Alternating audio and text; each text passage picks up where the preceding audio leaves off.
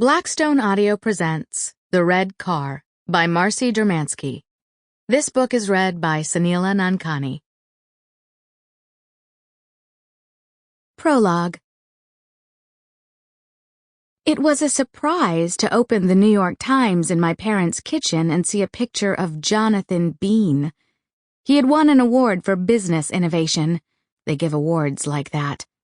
He was the founder of an internet tech company that allowed individuals to fund other people's art projects, taking a small percentage of each donation. The company gave a generous share of its profits to women in the third world who wanted to start businesses. It not only supported the arts, but did good in the world. Jonathan was beaming in the photo, sitting on a wooden bench in front of a small laundry somewhere in South America. He had not only just won an award, he was worth insane amounts of money. I felt happy for him. He had been such a nerd back in college. He had proposed to me once, right before I had dropped out. It had come out offhand, in the middle of a sentence, almost like a joke, and I pretended I hadn't heard. I stared at his picture in the newspaper. I had not thought about him in years. Sometimes I thought he was a figment of my imagination. What happened between us seemed so strange. Jonathan Bean was the reason I had dropped out of college. I had opted to leave before the school officially asked me to. Haverford was an elite Quaker college, small, proud of its honor code.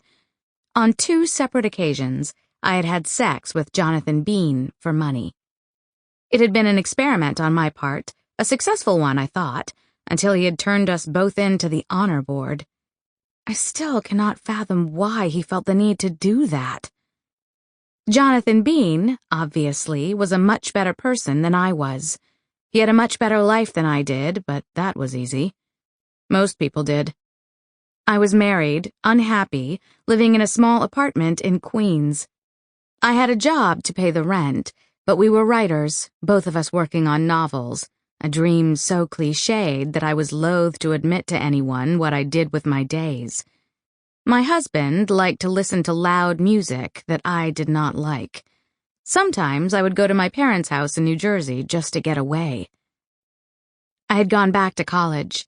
I took a year off, and then I went back, graduating from a state school where it turned out I earned much better grades. At Haverford, I was a mediocre student, not even. At Rutgers, I did well. It was a better place for me. I had made a point of losing my virginity before college. Sample complete. Ready to continue?